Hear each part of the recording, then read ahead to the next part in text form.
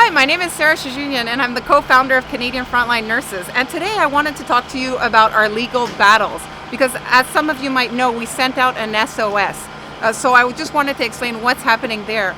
As a lot of you know, we don't actually want to go back in the system, but we do believe that we need to hold them accountable. So we have three different legal cases going on.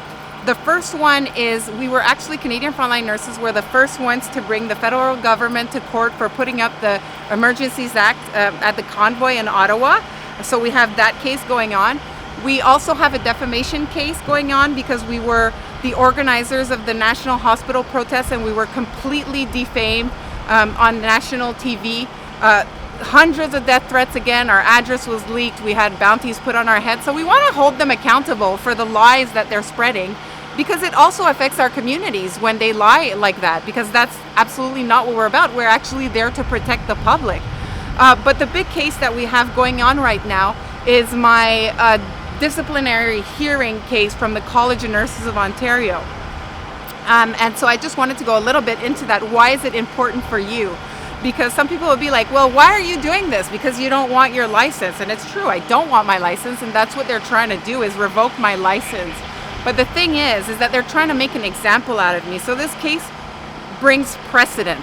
So I was the first nurse to speak up at a rally in Canada, and I founded Nurses Against Lockdown. So that's why they're coming after me first.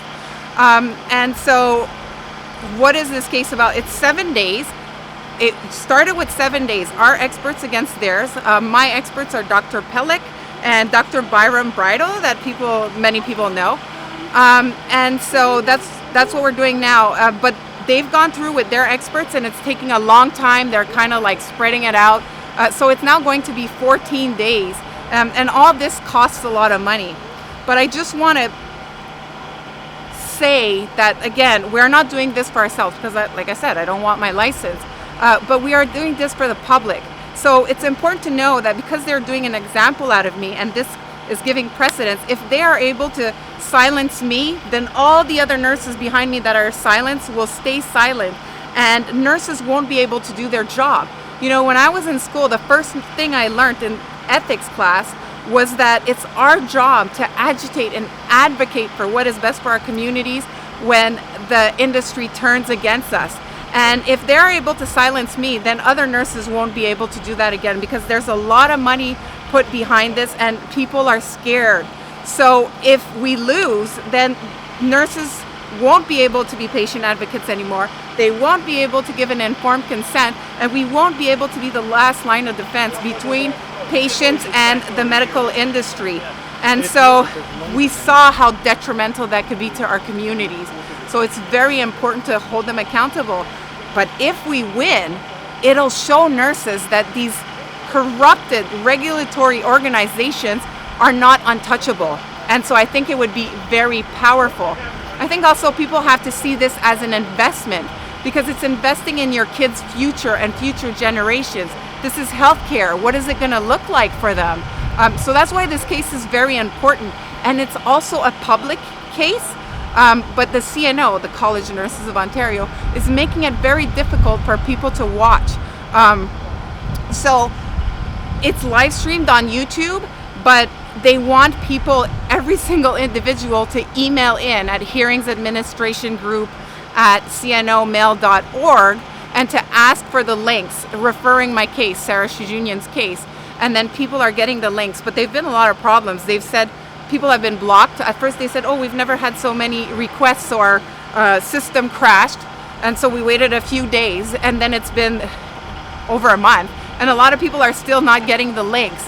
Someone even called and asked for the links, and they said, well, we reserve the rights to decline giving people the links. So they're stopping the public from seeing it, but it's very important that the public see this, because one of the things that we're trying to do, we know we're not necessarily going to win. So let me go back a little bit. So right now we need, and this is the SOS where we need $250,000. We have amazing lawyers. They've done almost work for $1 million for us, and they're at the point where at this point they have to kind of charge us. So they've charged us for like a quarter of that. So right now we need at least $50,000 to keep the case going. by May 19th, because that's the next date of the court date. And I think after that is June 9th and June 30th. And then after that, we need another $50,000 to finish this court case. And once we finish, we don't actually expect to win at this level. This is a kangaroo court. It's the college's court. So the panel is actually licensed nurses and public members that were appointed by the government, right? So we don't expect to win here. We have to take it higher, which is going to cost more. Once I lose, they're going to try to revoke my license, and they're going to charge me with their court costs. So you have to think they have like 5 lawyers there. They've made it up to 14 days.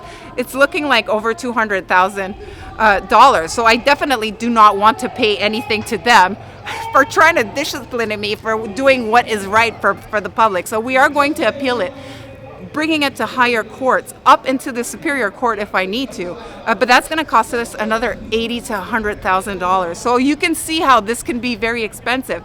And you know what? People will say the courts are so corrupt, people are losing. We might lose, but that's not our main objective. Our main objective is to expose how corrupt these organizations are so that people can see and start standing up and be like, no more.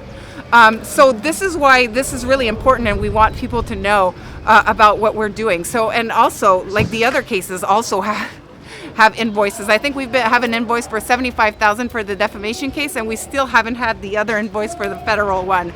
So we need your help.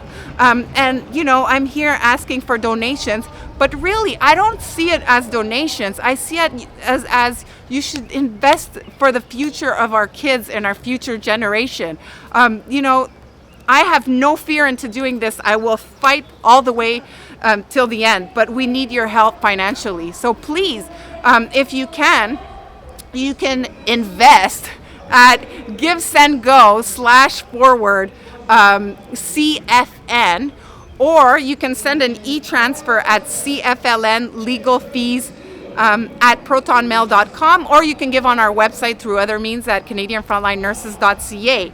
And if you can't donate, that's fine. Please share this video, or if you know someone that can interview me, that would be great. Please send people our way, again, at CanadianFrontlineNurses.ca. And another thing you can do is watch the public hearing and let other people know what's going on and see how corrupt it is. We really appreciate all your help and love all of you.